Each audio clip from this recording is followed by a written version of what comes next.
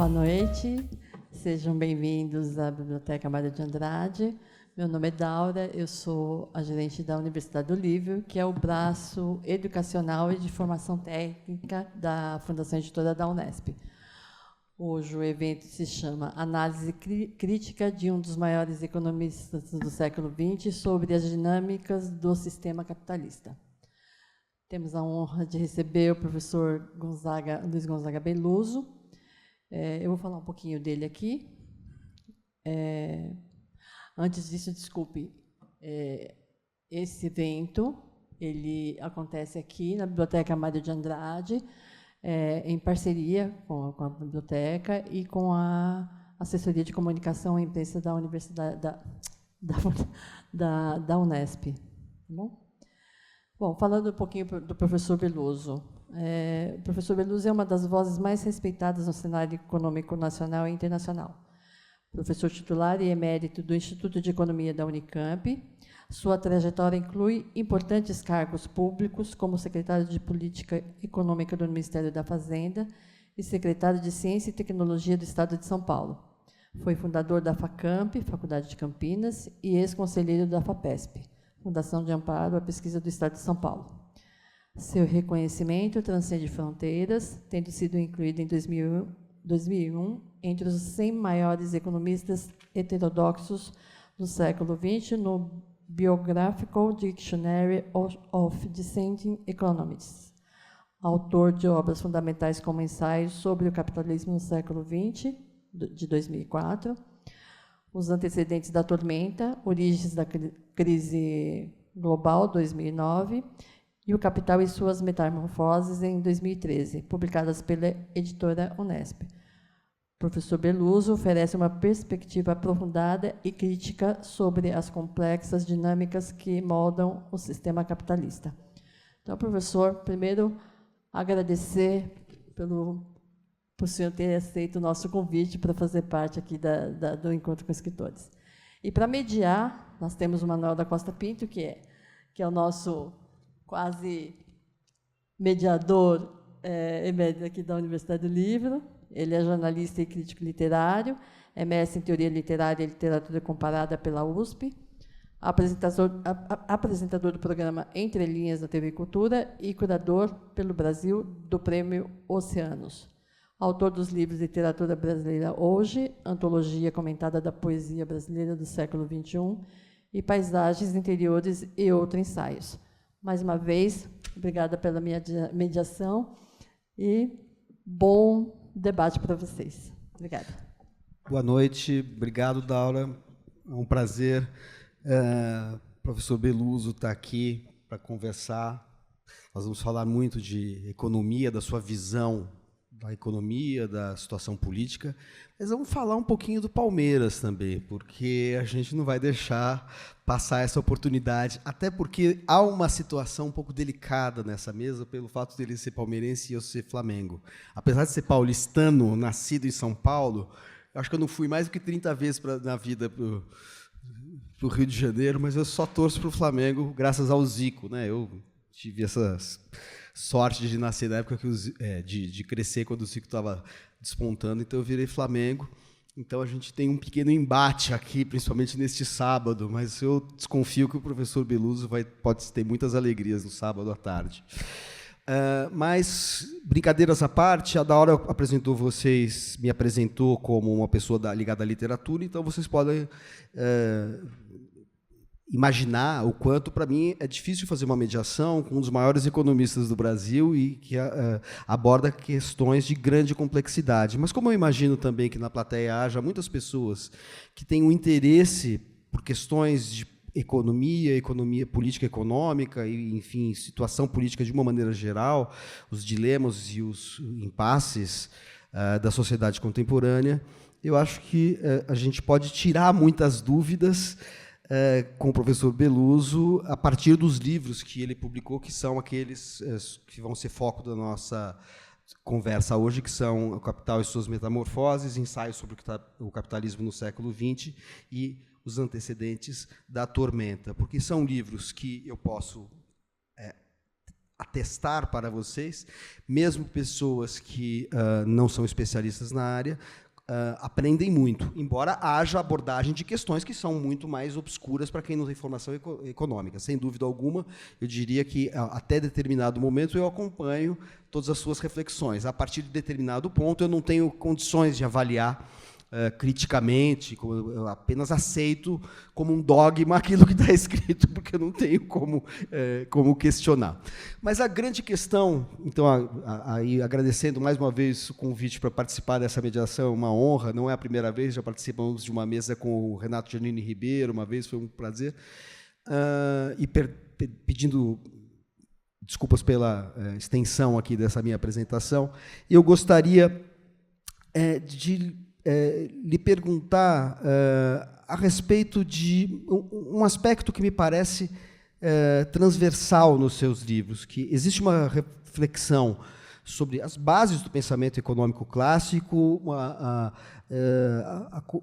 situação contemporânea do capital e da economia do nosso capitalismo ultra avançado ou tardio, seja lá como a gente queira chamar, revisando, inclusive, alguns preceitos ou conceitos da economia clássica à luz do que acontece na contemporaneidade, mas há sempre uma preocupação que aparece quase que recorrentemente em todos os seus textos, que é essa ideia, essa contradição de que o capitalismo, para o senso comum, é considerado o modelo que privilegia o indivíduo, e o senhor mostra muito claramente que, justamente para Marx, que é um dos pilares do seu pensamento, para Marx, a própria história humana seria a história da luta dos homens na constituição da subjetividade livre e criativa. Ou seja, a sociedade capitalista, que teoricamente é a apoteose do indivíduo, é a própria negação desse objetivo entrevisto por Marx, né? A realização de uma subjetividade livre e criativa. Isso me parece uma dimensão ética que está muito presente, mais ou menos explicitamente, em todas as suas reflexões. Não, eu queria dar boa noite para todo mundo antes de começar a falar, mas eu vou, na verdade, iniciar com uma análise da teoria econômica, né? Então, nós tivemos Adam Smith, né, que é muito mais complexo do que, em geral, alguns tentam escamotear, né? O Ricardo, que é um pouco mais formalista, e o Marx, que fez a crítica da economia política. Então, quando a gente ouve crítica, precisa prestar atenção no que quer dizer. A crítica da economia política, por quê? Porque ele foi fazer um diálogo, uma discussão com os economistas clássicos, né? Ricardo e Adam Smith. Então, a crítica não é uma rejeição, a crítica é uma superação. É que ele diz claramente em vários textos dele, né? E o Marx tinha uma peculiaridade, né? Ele pertenceu aos jovens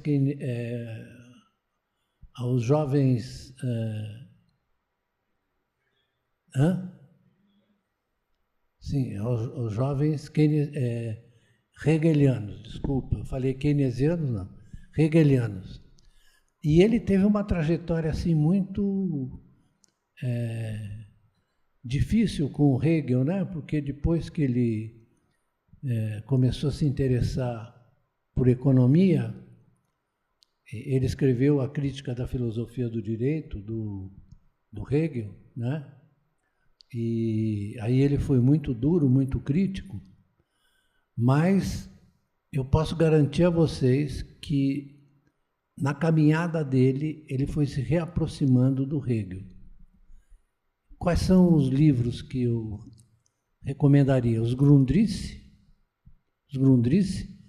e depois o Capital. Teve todos os manuscritos econômico-filosóficos, etc.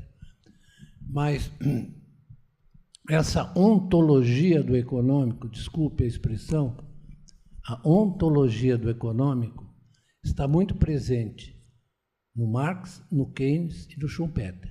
São os três autores que eu considero fundamentais para entender esse mundo que a gente vive, a despeito deles terem escrito no século XIX, né? O Schumpeter chegou a trabalhar em Cambridge, né, durante um certo tempo, e o Keynes é o Keynes, né, que é... E, em geral, as pessoas começam a fazer oposição entre o Keynes, o Marx e o Schumpeter. Não é uma oposição, eles são, na verdade, eles tratam a ontologia do econômico da mesma forma. Quando o Marx diz, eu vou observar esse modo de produção capitalista, eu vou observar tal como estou vendo agora, certo? Tal como estou vendo agora. O que significa isso? Que ele está definindo, ele vai desdobrar as categorias que constituem o objeto que ele está analisando, né? Isso é fundamental entender, porque às vezes há muita confusão. O Marx é do século XIX, a grande proeza dele foi tratar do capitalismo no século XIX como um sistema que é igual a ele mesmo a despeito das diferenças. Por que eu estou dizendo isso? Porque na análise do capitalismo dele tem uma lógica da transformação também, né?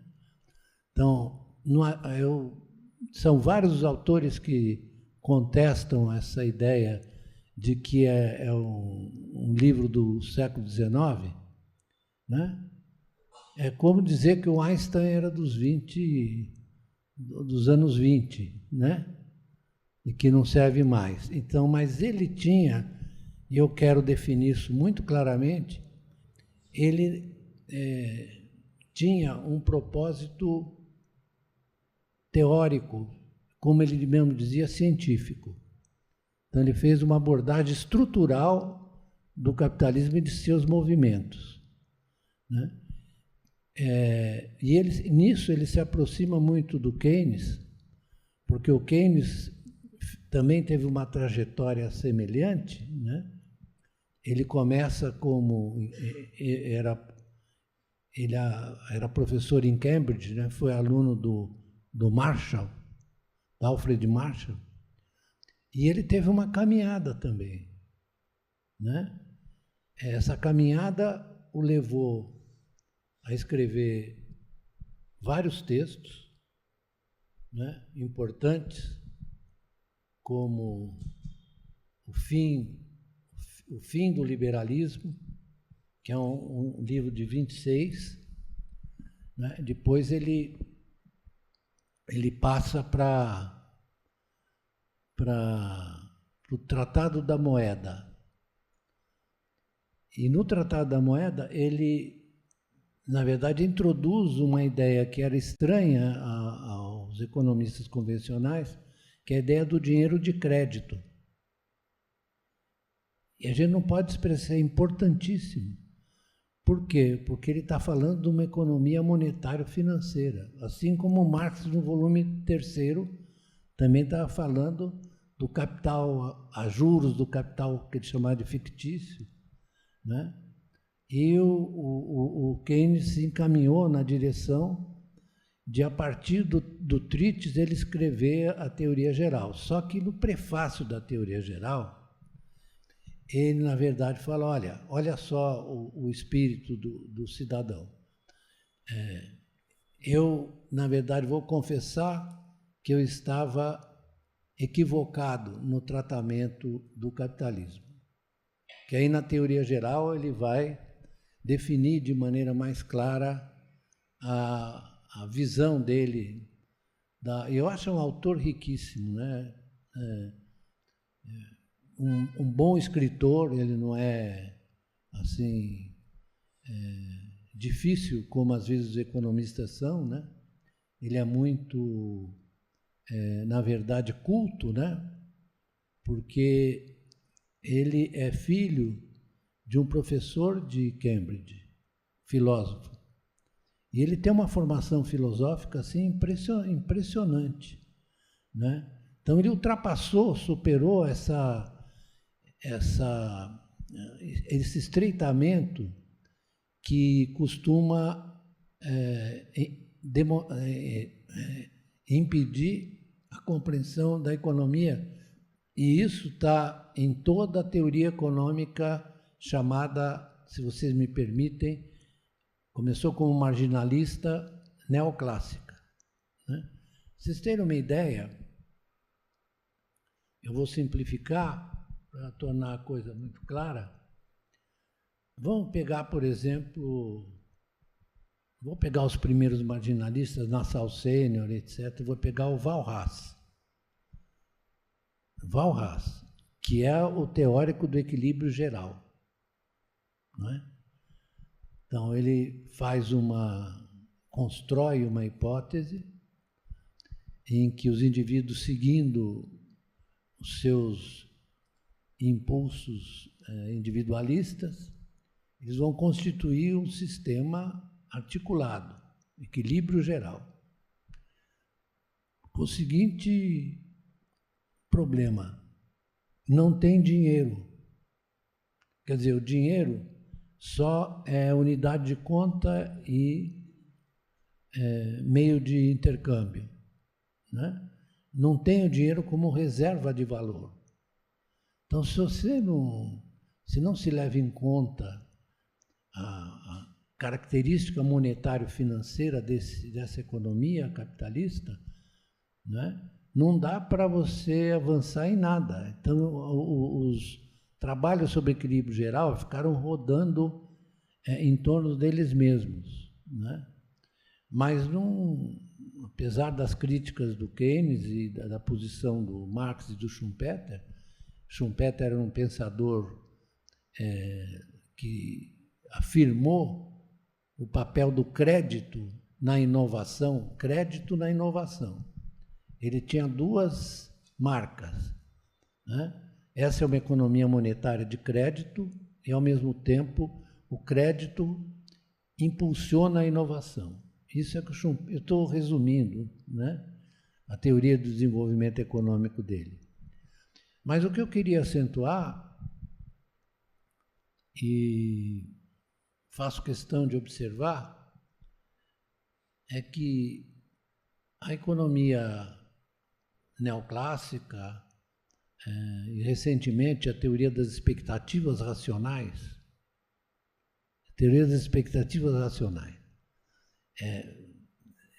ela foi formulada por muitos, mas sobretudo por um deles, Robert Lucas, né? O que é a teoria das expectativas racionais? É o seguinte: na verdade, uma celebração do individualismo. O indivíduo é racional e, portanto, ele toma sempre as decisões corretas. Olha só, ele, na verdade, suprime as relações dos indivíduos. Como é que são constituídas essas relações? Como são gerados e observados esses indivíduos? Só pode ser na sociedade, né? Ou não? É uma sociedade de indivíduos, mas é uma sociedade. Então, isso, na verdade, determina o que o Keynes, por exemplo, tratou, que todas as decisões são fruto de uma característica social dessa economia, que são as convenções. O que são as convenções? Tem as convenções aí ele desenvolve as convenções dos capitalistas. É que um olha para o outro para saber o que o outro vai decidir. Fica imaginando o que o outro vai decidir. Então, é um jogo social, né? E, na verdade, com a predominância de um determinado espírito, vocês veem que a economia vive assim, da euforia à decepção, não é? Da euforia à decepção. Então, ele, na verdade, dizia, olha, quando você forma esses consensos, ele chama de convenções, quando você forma esses consensos, numa determinada categoria da sociedade, e ele define bem.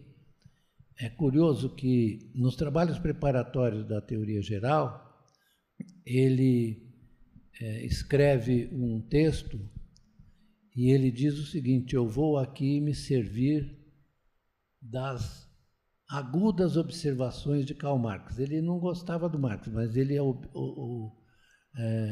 utilizou o circuito, assim, o circuito MDM, mercadoria, dinheiro, mercadoria, né?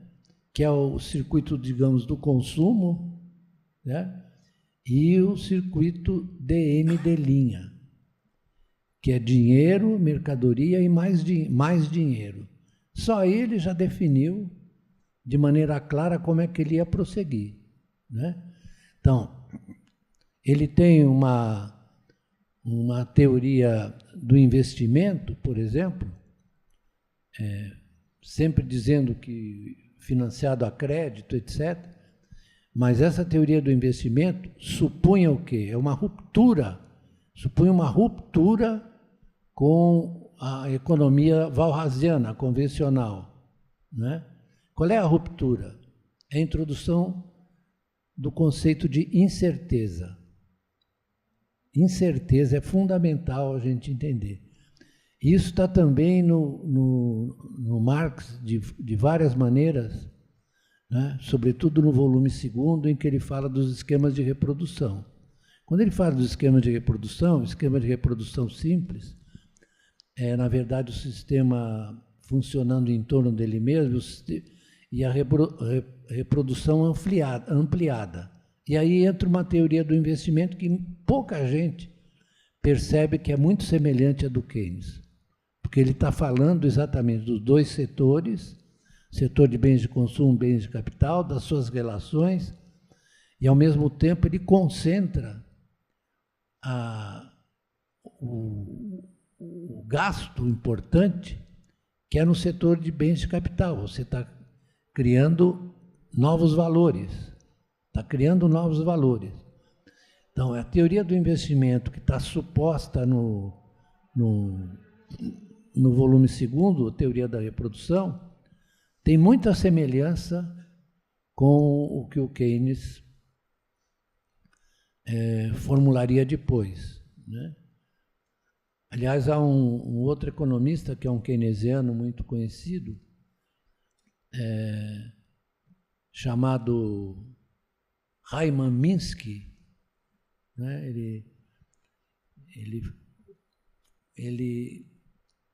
Aliás, eu falei, o Hyman Minsky eu vou falar depois.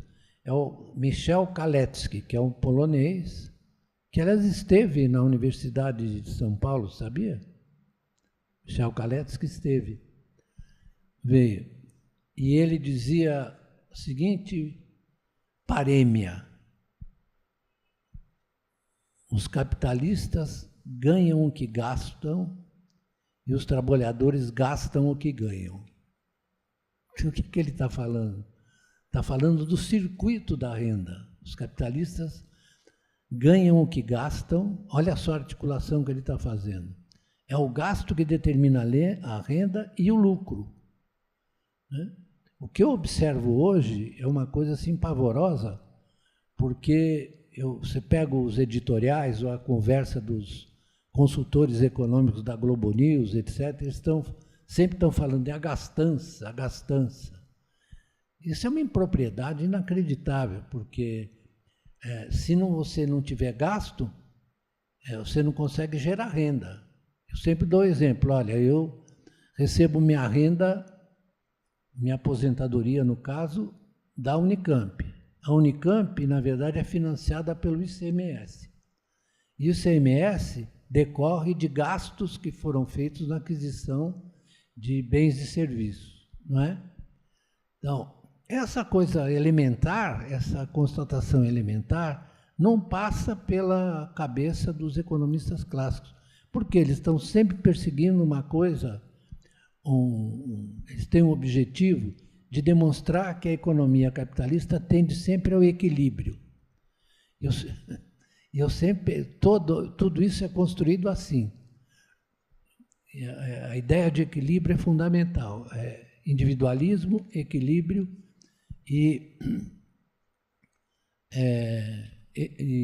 individualismo e equilíbrio. Então, por que a ideia de equilíbrio é importante?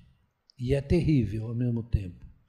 Porque eu queria saber de vocês aqui, que estão aqui, ouvindo minhas bobagens, se vocês tiveram alguma experiência de equilíbrio na economia capitalista. Não há esse caso, né? Então, o que você tem não é equilíbrio, você tem é movimento. Movimento é determinado exatamente por esses elementos que eu mencionei, que é o gasto e a formação da renda, né? Então, frequentemente, eu leio editoriais da Folha de São Paulo ou de outras coisas dizendo a gastança. Quer dizer, isso é uma coisa assim de uma ignorância profunda, né? Porque, em geral, eles falam da gastança para condenar o gasto público. Isso é que eles querem condenar.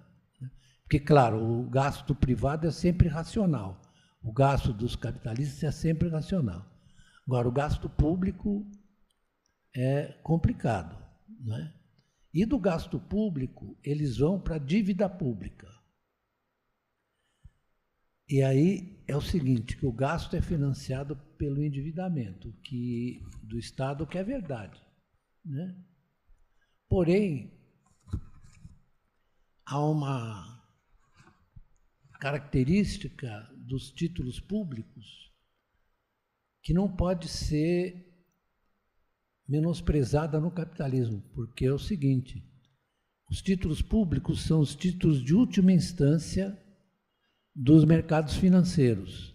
Se vocês forem examinar, por exemplo, o balanço de um banco qualquer ou de uma instituição financeira, você tem ali uma percentagem de títulos públicos muito grande, né? Por quê? Porque ele é digamos, o lastro do desenvolvimento dos outros ativos privados, né? Por isso que chama ativo de última instância. Eu vou dar um exemplo para vocês. Posso dar? Na crise de 2007 e 2008, chamada crise subprime, o Federal Reserve, era o Ben Bernanke, que era o chairman do Federal Reserve. O Ben Bernanke ficou ali, ele tem um livro, aliás, chama-se Apagando o Incêndio, que é muito bom, é em português, e ele conta as hesitações que ele teve por conta dos dogmas da economia convencional, ele conta das hesitações que ele teve para decidir. No primeiro momento, quando o Lehman Brothers faliu, né? E a AIG também, que era o setor de seguros, porque seguros eram feitos em relação aos ativos financeiros, e ele nós temos que observar que é o seguinte, o Federal Reserve, o Bernanke, depois ele conta no Apagando o Incêndio, ele foi, na verdade, percebendo que a crise era muito mais desenvolvida e mais generalizada no sistema financeiro, né? Porque você tem aí um seguinte problema, eu estava falando da dívida pública, mas no sistema financeiro, as instituições financeiras, elas têm ativos que são dívidas de outros. Isso é que é uma coisa difícil de entender, porque o sistema financeiro é uma coisa sistêmica. Sistêmica, né? É uma relação entre ativos. Claro que eu disse que a dívida pública é importante, uma relação entre ativos que tem a ver. Eu vou dar o exemplo agora do Banco Master. Todo mundo está vendo, né? É muito delicado tratar do problema do Banco Master, porque tem muita instituição financeira que tem ativos do Master, ativos que o Master emitiu. Então, essa complexidade do sistema financeiro, das inter-relações, são muito importantes para se entender a superveniência de sucessivas crises financeiras. Nós estamos, vou dizer para você, nós estamos à véspera de outra, por causa das empresas de tecnologia, das Big Techs, né? Se vocês quiserem ter uma ideia, uma delas, que é a mais capitalizada, é a Nidivia. Ela tem um valor de mercado expresso nas bolsas de 5 trilhões de dólares. 5 trilhões. E as outras todas igualmente. Agora é o seguinte, né, para prosseguir nesse percurso, eles vão ter que, na verdade, fazer mais dívida. Né? Fazer mais dívida para poder sustentar a valorização dos seus ativos. Então, isso me permite dizer que hoje em dia todas as instituições, todos os bancos, etc., eles dirigem o crédito, sobretudo, para a valorização das bolsas e dos ativos financeiros. Não é para financiar o investimento, digamos, numa fábrica. Eu não vou falar produtivo porque é impróprio. Numa fábrica, numa outra coisa, né? Mas é para valorizar os ativos financeiros dele. Posso fazer uma pergunta? Eu queria entender, eu acho que talvez boa parte das pessoas não tenha entendido. Por que essa empresa, essa Big Tech, tem um valor, na bolsa de... São 3 trilhões? 5 trilhões. 5 trilhões. Por que ela por que esse valor aponta para algum tipo de insolvência, colapso, insustentabilidade? Em que sentido? Não, então. Ela não corresponde a esse valor, é isso?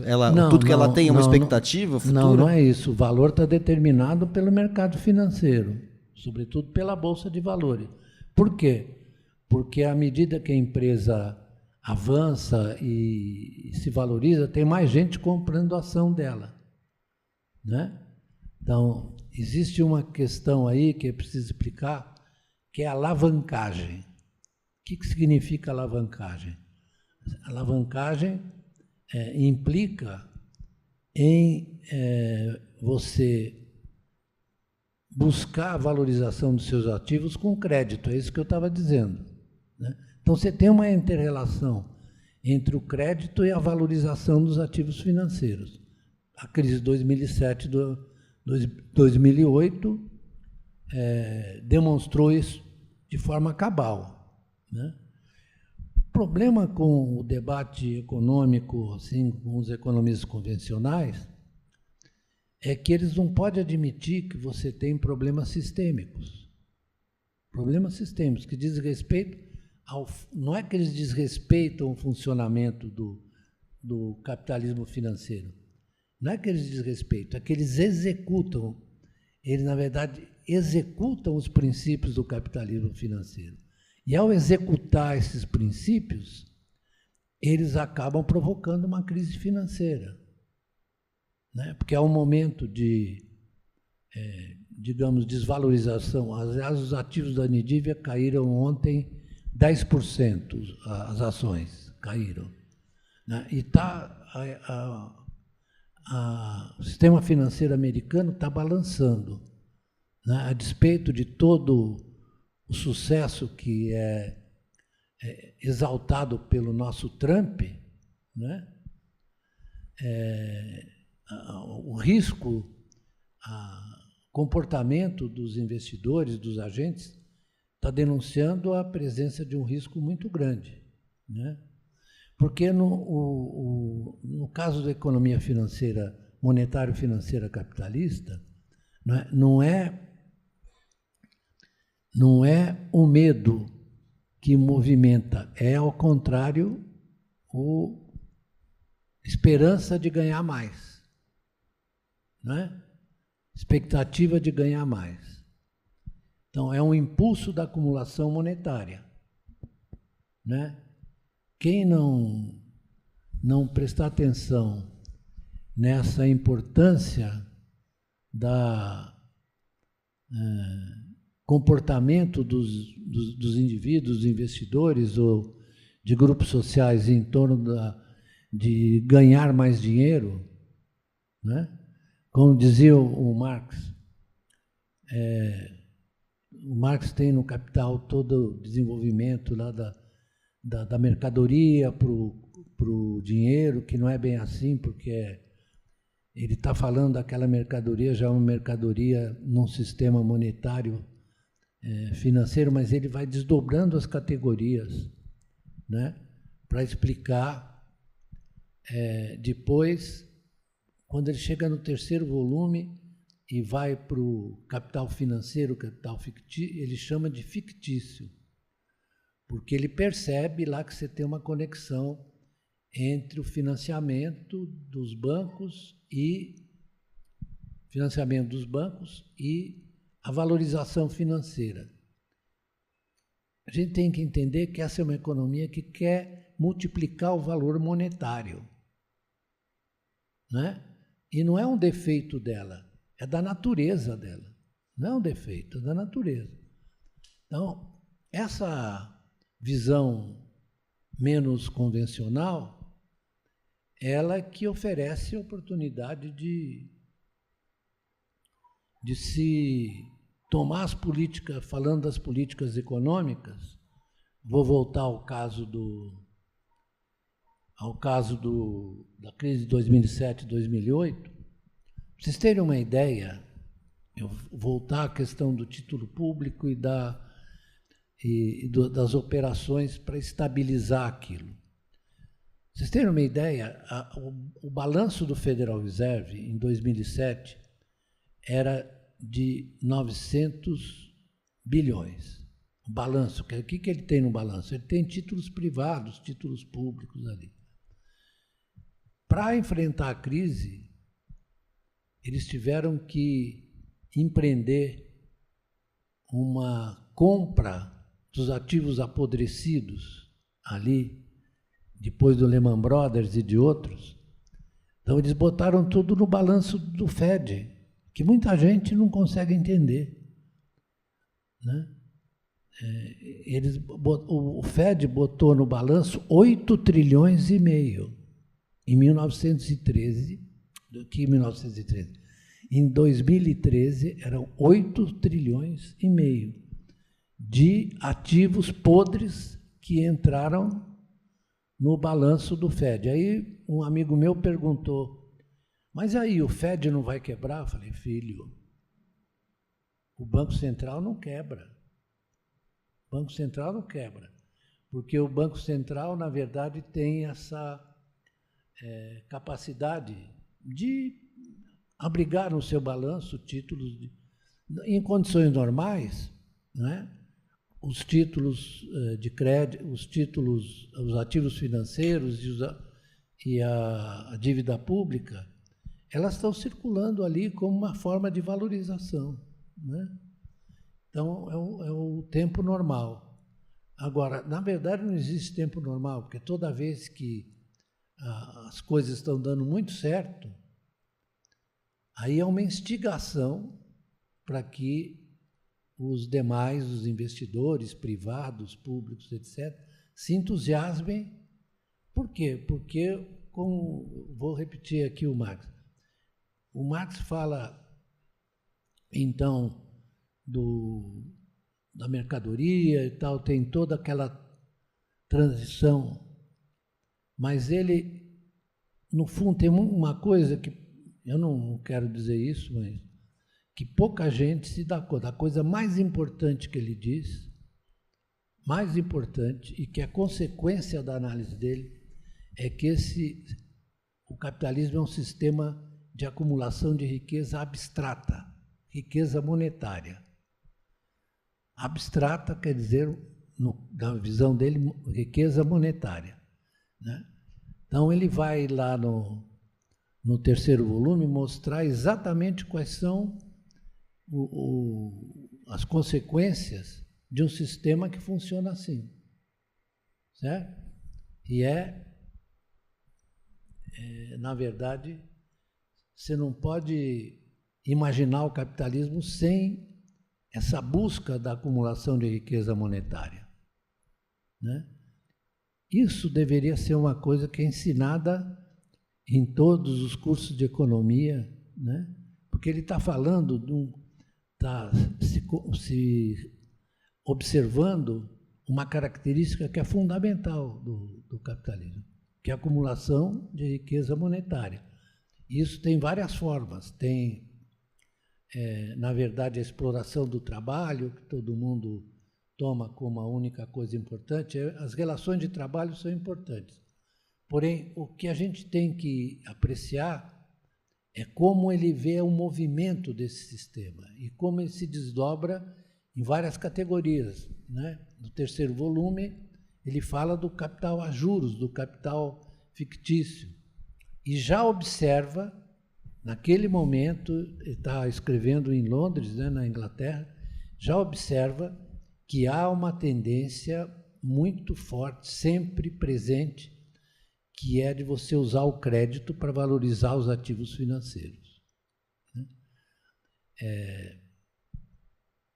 Eu fico assim, pasmo de ver que isso, na verdade, como eles estão todos apegados à ideia de equilíbrio, eles não percebem que esse movimento,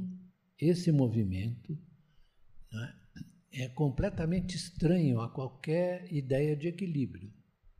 Claro que a ideia de equilíbrio é confortante, né? Então, você prefere uma coisa equilibrada do que uma coisa desequilibrada, mas não se trata de equilíbrio e equilíbrio. Não se trata disso, né? Se trata, isso sim, da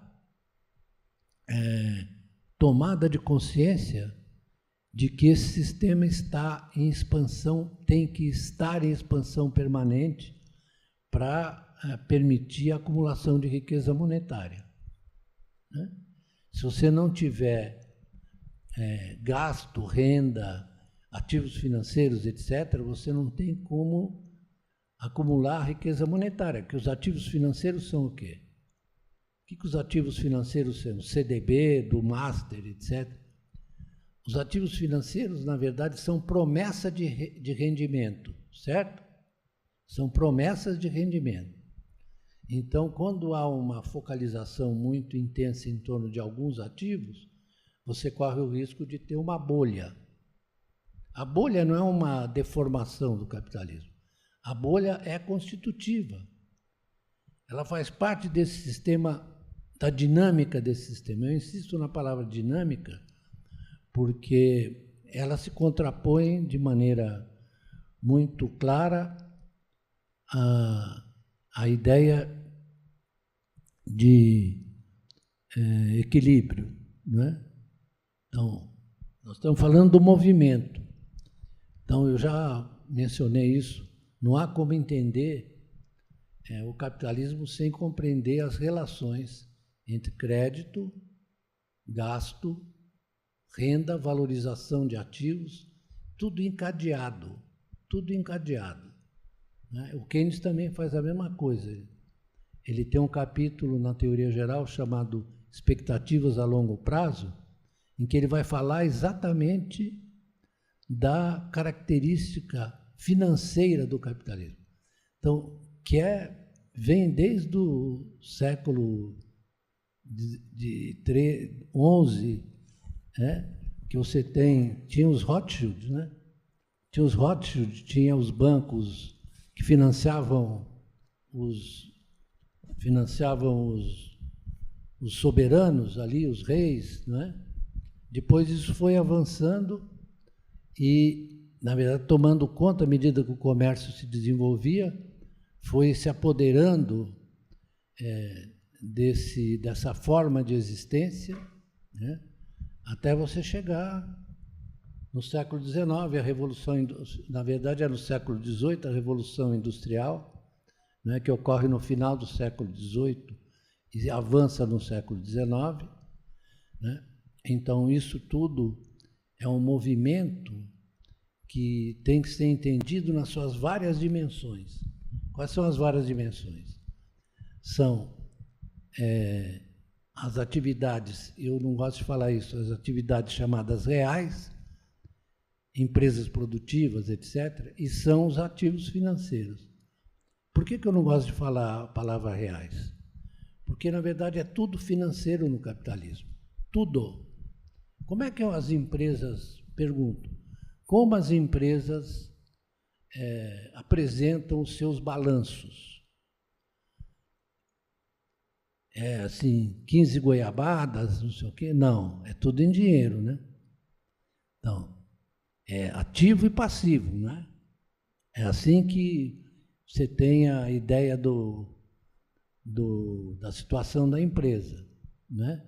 Se ela está, na verdade, numa posição favorável do ponto de vista da obtenção de recursos monetários, ou se ela está numa posição de quase falência. Estou exagerando, mas é assim, porque o balanço é construído em termos monetários financeiros. Não há como você escapar disso. Né?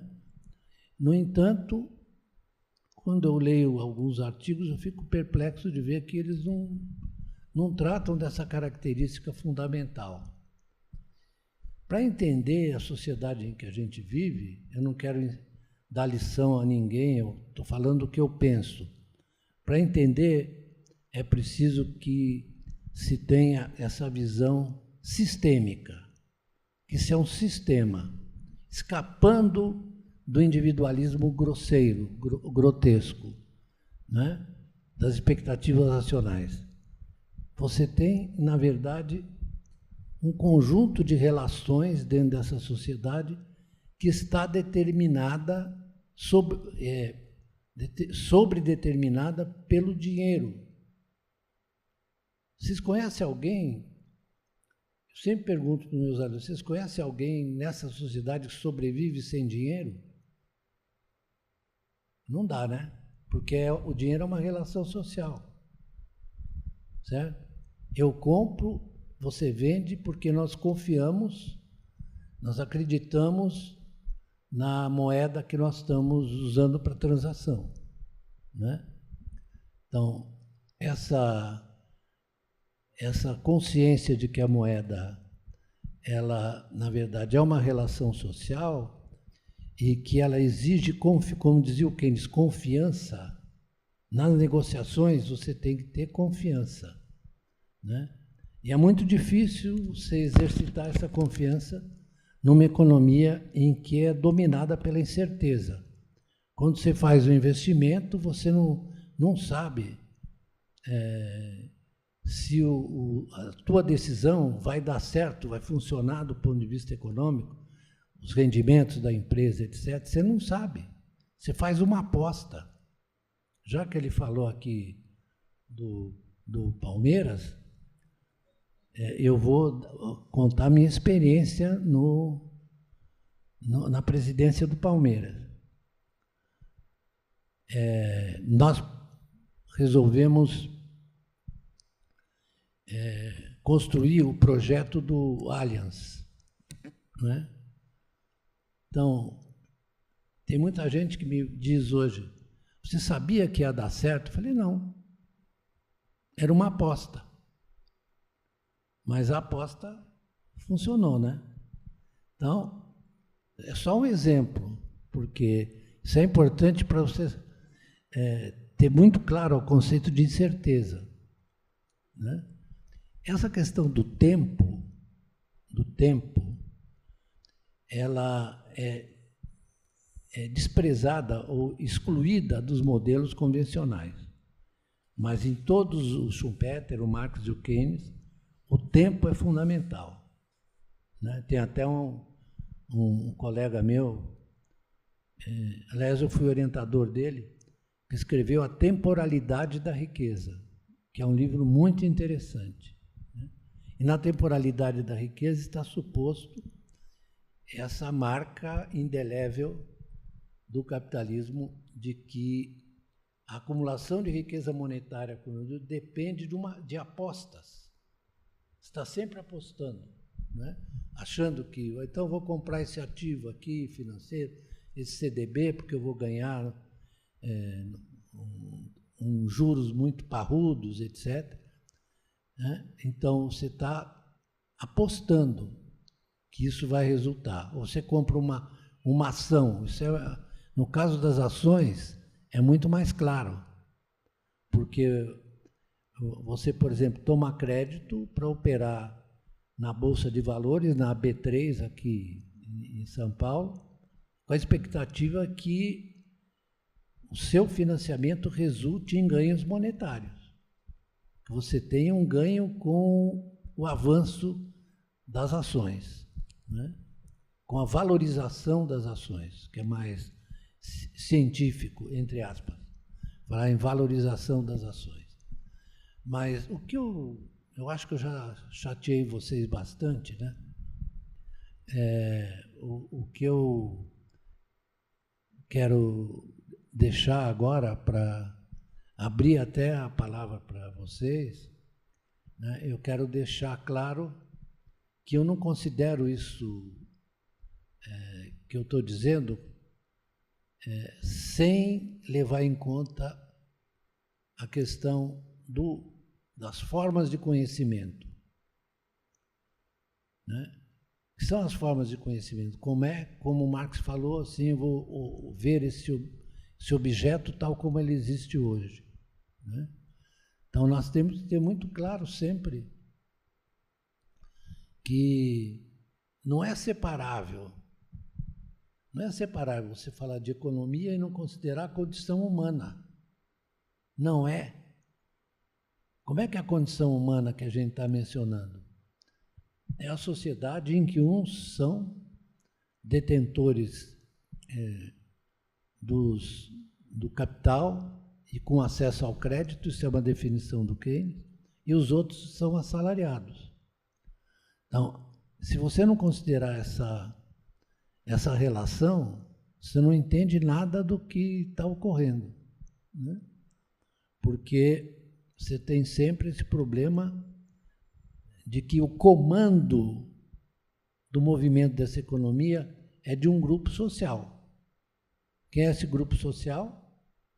São os detentores dos meios de produção e os bancos que fornecem o crédito. Esses são os que decidem. Essa decisão é feita assim, né? Então, essa constatação de que você está sempre apostando no futuro, etc., é intrínseca, é constitutiva do capitalismo monetário financeiro. Porque o objetivo é você ganhar mais dinheiro sempre, né? Não é difícil entender isso, né? Agora, quando você quer normalizar, fala, não, mas as decisões dos indivíduos são racionais. O cara ganhou o prêmio Nobel e eu acho ele um idiota, desculpa eu falar assim, esse Robert Lucas, desculpe, mas não é possível que as pessoas caiam numa dessa. Bom, que é o da teoria das expectativas racionais? É engraçado isso, né? Porque, enfim, ouvindo aqui as suas explicações e lendo assim, os antecedentes da Tormenta, que descreve, inclusive, como a economia vai se monetarizando, vai se transformando em mais abstrata. Assim, em dado momento, a gente percebe que tem um conteúdo de irracionalidade nessa aceitação, nesse pacto social em torno enfim, da dinâmica que já não é mais a dinâmica mercadoria, do dinheiro, mercadoria, dinheiro, já se transforma numa dinâmica do dinheiro para o dinheiro, né? De linha, como o Marx colocou, dinheiro mais dinheiro. Essa é a forma mais avançada, e ele diz claramente, essa é a forma mais avançada do capital. Agora, isso precisa de uma... É o capital professor relacionado Beloso, com ele mesmo. Entendeu? então, agora, eu queria que o senhor comentasse isso. O quanto há de irracionalidade, mas uma irracionalidade consensual. Porque essa ideia de uma confiança, o seu livro fala bastante disso, né, principalmente Os Antecedentes da Tormenta, cujo capítulo inicial, para quem for comprar um dos livros do professor Beloso aqui, o primeiro capítulo inicial são 30 páginas, que é basicamente a história de como surge moeda, de como surge, enfim, a noção de lastro, a noção justamente de uma confiança, de um sistema que é baseado nessa dinâmica de expectativas, né? Nas economias contemporâneas, a moeda está fundada na confiança, o que significa algo que não é da ordem da racionalidade, porque essa confiança não parece ser, pelo que as suas descrições, uma dedução. Ela depende das convenções. Então, a confiança na moeda é fundamental para eles tomarem essas decisões arriscadas. Confiança é importante para as decisões arriscadas. Então, isso, se vocês me permitem, é contraditório, mas contraditório no bom sentido. Porque no Hegel, a contradição não é, na verdade, uma forma negativa. Ele está falando o tempo inteiro de Aufhebung. Desculpe a palavra em alemão. Quer dizer superação. É um movimento de superação. É o que a gente observa, invocando Hegel, né? Observa na economia, né? A direção ao absoluto. Só que nunca consegue. Certo? Alguém tem alguma pergunta para fazer? Nós temos, por favor, ali ao fundo da aula.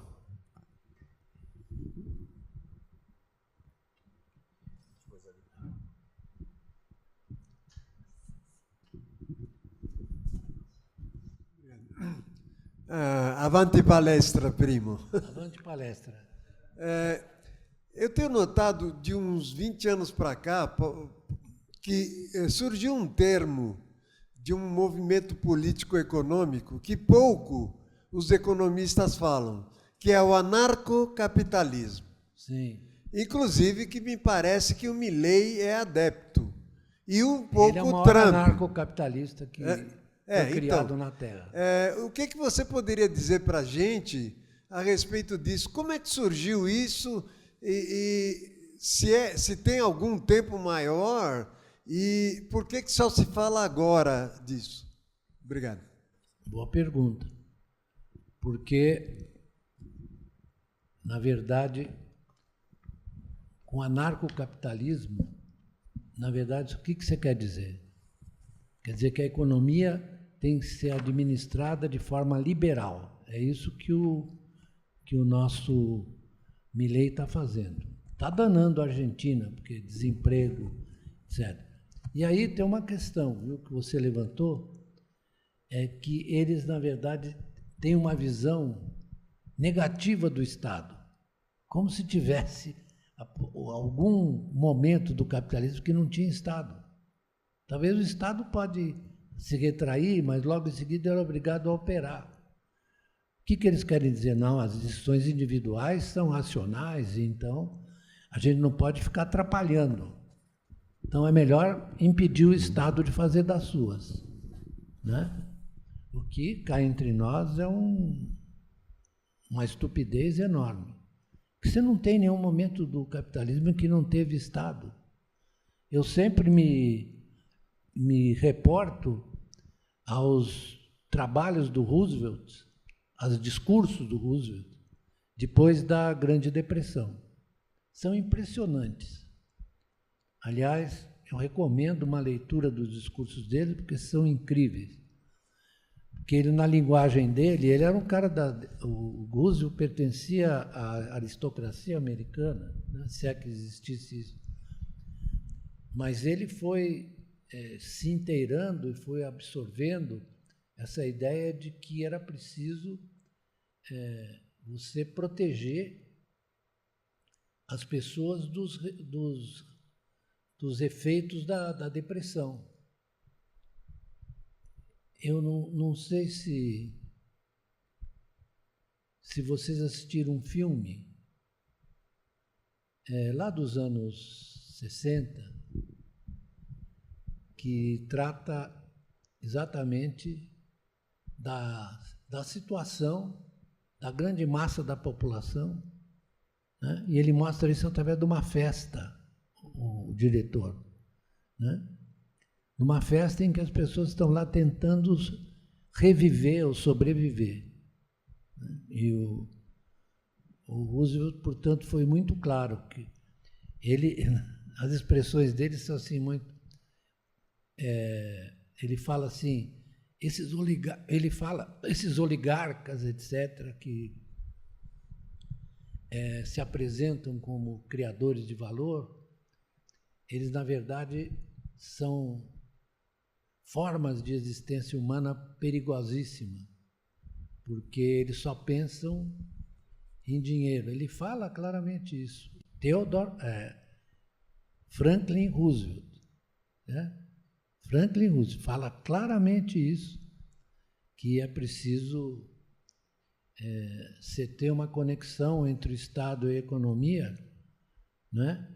E o que o Milley está fazendo? O anarcocapitalismo. O que ele quer fazer? Quer dizer assim, eu vou deixar as forças de mercado decidam, só que eu acho que ele vai já está se dando muito mal, a despeito do apoio do Trump, etc.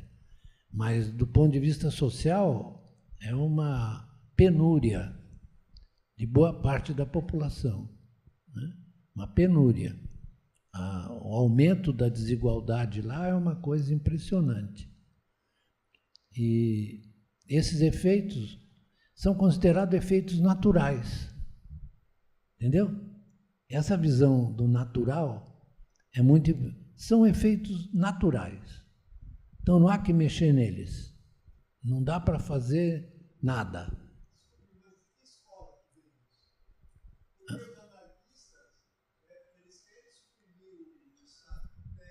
Sim. Sim, sim.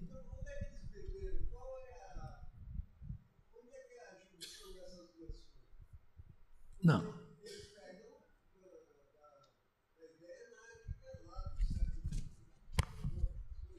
Sim. Sobretudo o 19.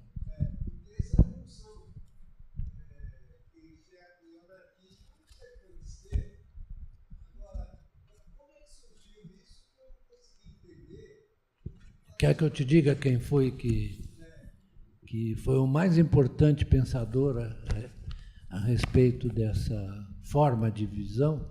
Chama-se Friedrich Hayek. Né? O Hayek, na verdade, ele está tão centrado em cima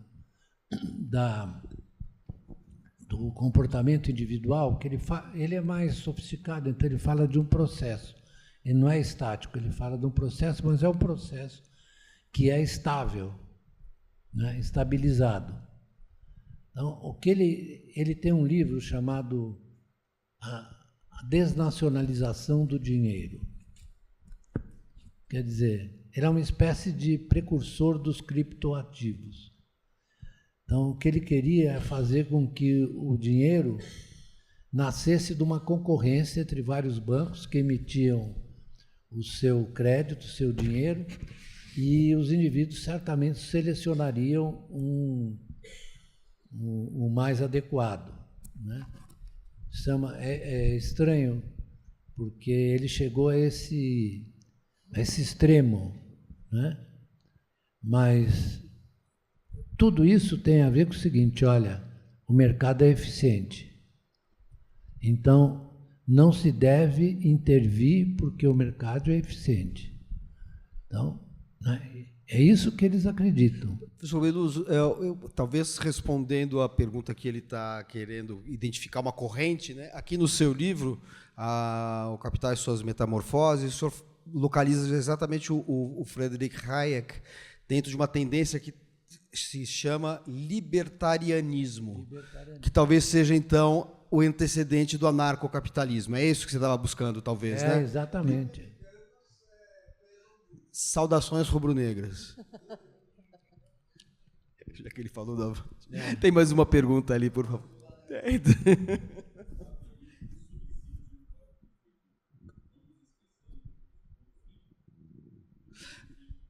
Gésio está citado na mesma linha. Ó, aqui, ó. Eu tinha, por coincidência, como eu só faço a lição de casa, apesar de eu não ser economista e não entender nada, assim, eu faço a lição de casa. Está aqui, olha. Já nos anos 50, tempo de esplendor e glória do ideário keynesiano, o libertarianismo de Friedrich Hayek, mais tarde o monetarismo de Milton Friedman, desataram uma ofensiva contra dos inimigos da liberdade econômica. Mas nessa época não eram ouvidos nem cheirados, ou seja, nos anos 50 ninguém dava bola, e depois ele vai explicar, que é uma outra história que está no livro, em que momento essas correntes vão ter um apoio consensual.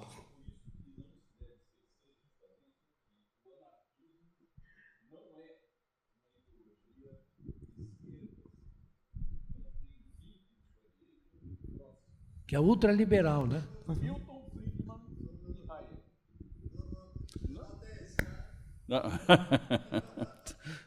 Bom, vamos. Tem uma pergunta ali atrás. Obrigado, Gésio. Acho que todo mundo conseguiu ouvir o que o professor Gésio falou, né? Mas é engraçado, ele falou do Hayek, eu falei, está aqui nessa parte, uma linha abaixo está o Milton Friedman.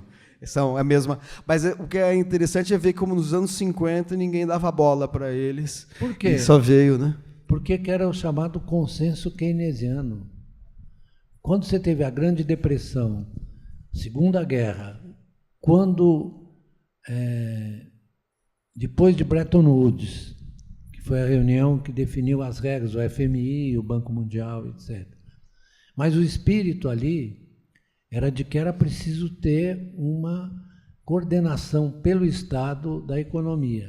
Isso aí nasce da experiência dolorosa que eles tiveram nos anos 20 e 30. Aliás, dolorosa, que tem vários episódios terríveis, como, por exemplo, a decisão, depois da Primeira Guerra, né, do Congresso de Versailles, Congresso de Versailles, em que os franceses, ingleses e outros impuseram à Alemanha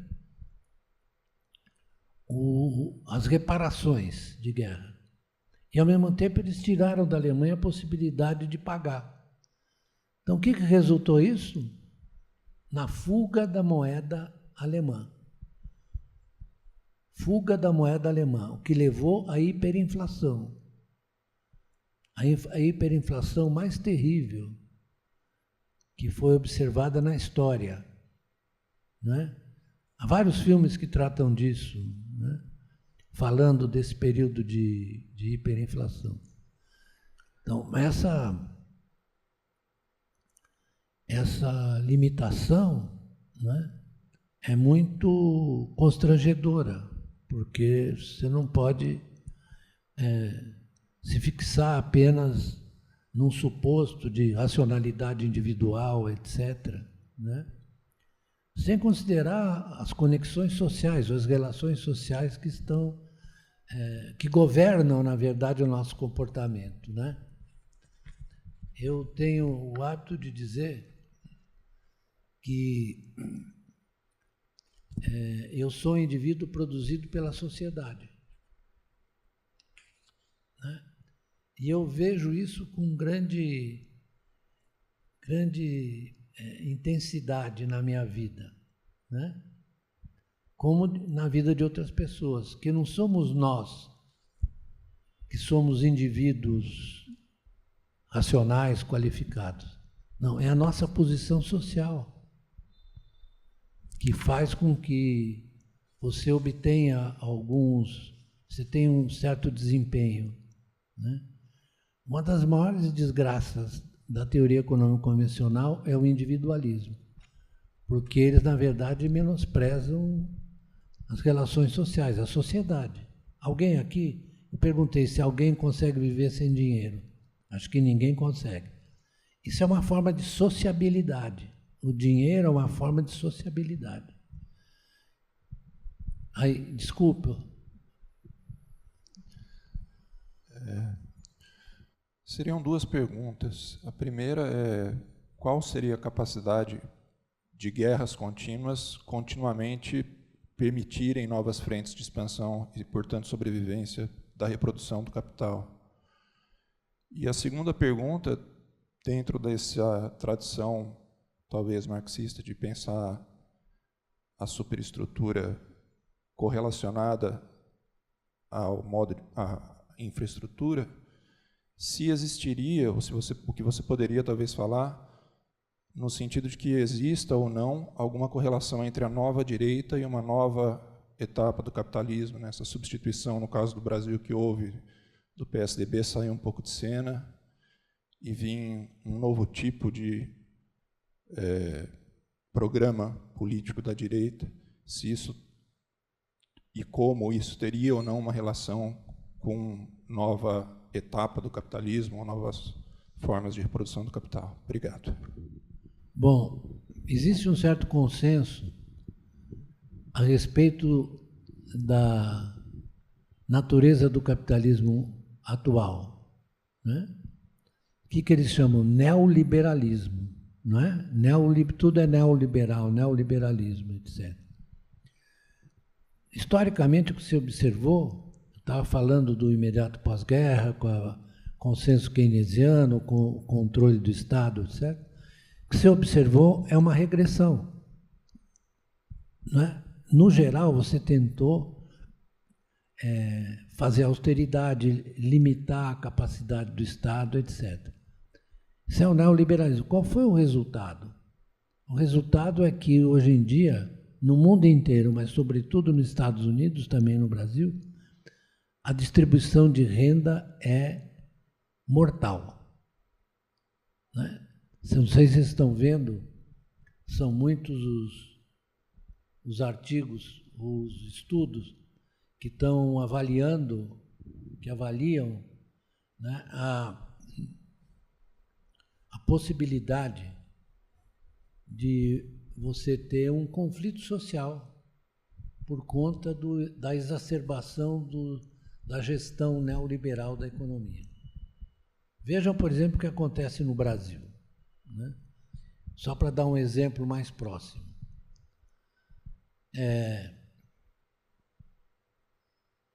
No Brasil, há uma intensa, pela imprensa, por economistas, pelo pessoal do mercado financeiro, que é, na verdade, imobilizar a ação do Estado.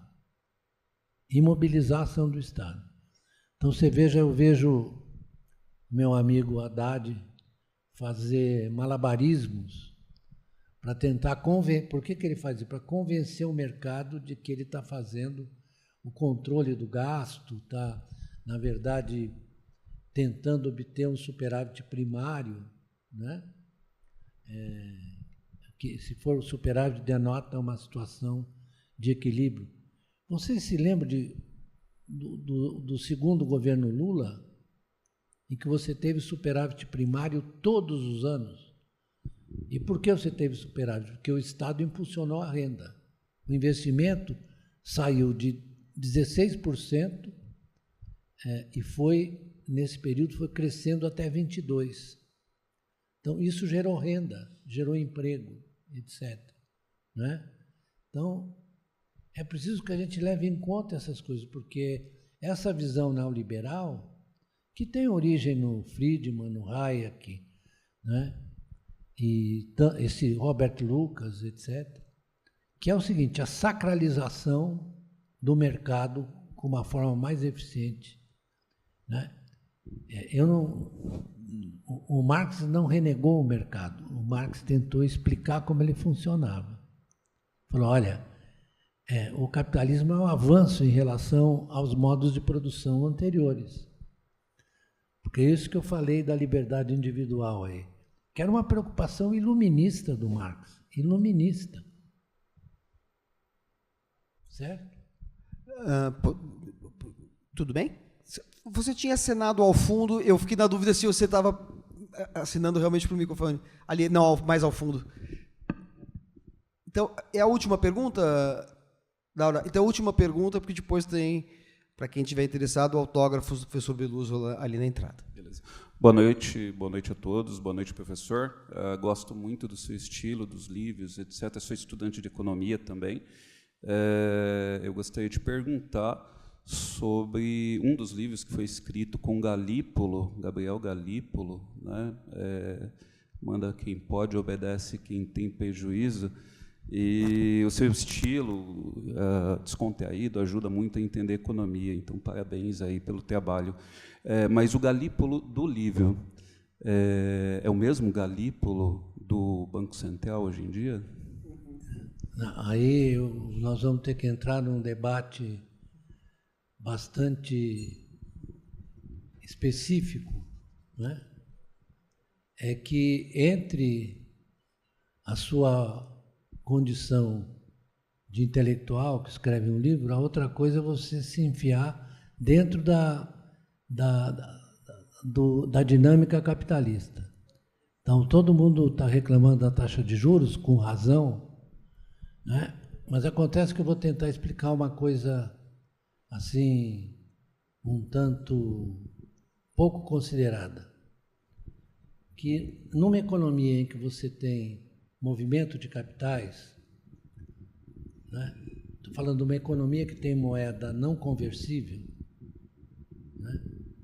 Que é moeda não conversível. Você não chega com uma nota de R$100 no aeroporto de Frankfurt ou de Paris e a mulher vai trocar. Não vai, porque não é conversível, né? A moeda conversível é o dólar, o euro, né?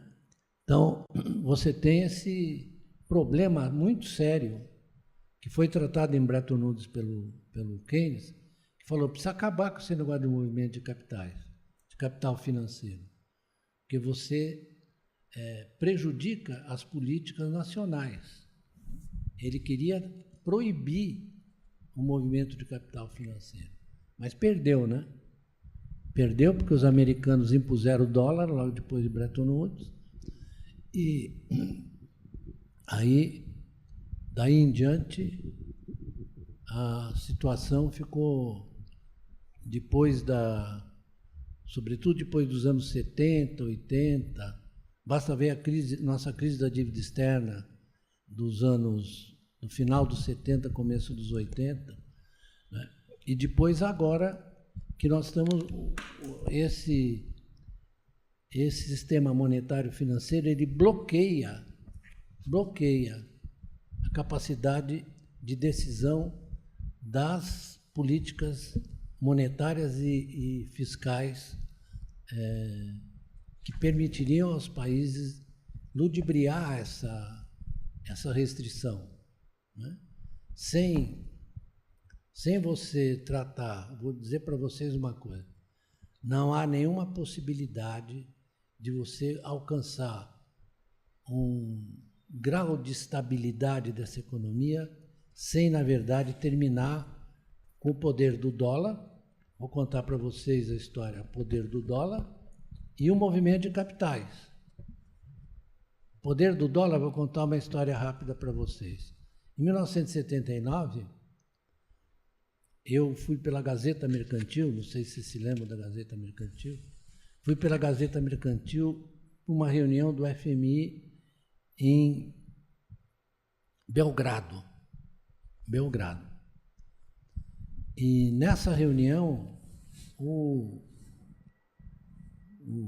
economista brasileiro que estava no FMI, Alexandre Kafka, não sei se é Alexandre Kafka, Eu lembro dele, inclusive era parente mesmo do Franz Kafka, né? É parente do Franz Kafka. Ele foi representante do Brasil na FMI por muito tempo. Ele falou, não, eu comecei a conversar com ele, ele falou, vou te levar para conhecer o Paul Volcker. Paul Volcker era o Sherman, presidente do Federal Reserve. Né? Aí, nesse momento, o que você tinha? Você tinha uma proposta dos europeus para substituir o dólar por uma cesta de moedas. Porque o dólar, depois do choque do petróleo, começou a deslizar para baixo. Né? Então, os europeus inventaram essa cesta de moedas. E eu fui falar ele me levou para falar com o Volcker, eu fui lá falar com ele, e ele disse o seguinte, ninguém vai contestar o poder do dólar. Olha só, ninguém vai contestar o poder do dólar. Eu ouvi isso dele. Né? E aí ele subiu a taxa de juros de 6 para 8, de 8 para 12, de 12 para 21. Aí quebrou o Brasil. Quebrou o Brasil. O Brasil quebrou. Assim como o México também quebrou, México, Argentina, todo mundo entrou na... A Argentina até hoje não se recuperou, né? Porque ela não tem moeda. Hã? Sem dúvida, isso. Está ferrado. Bom, gente, a gente vai encerrar esse encontro. Muito obrigado pela presença de vocês, muito obrigado à Universidade do Livro e à Biblioteca Mário de Andrade por acolher esse evento com o professor Luiz Gonzaga de Mello e Beluso. A gente acabou não falando do Palmeiras e Flamengo, mas eu recomendo a vocês que no livro Ensaios sobre o Capitalismo no Século XX, surpreendentemente, tem uma seção de textos dedicados ao futebol, inclusive um artigo inédito sobre Ademir da Guia. Então é isso. Professor Beluso, muito obrigado. Daura, muito obrigado. Professor Beluso, muito obrigada pela análise crítica. Obrigada, Manuel. Obrigada a todos pela presença. E agora nós teremos a sessão de autógrafos, tá bom? Muito obrigada.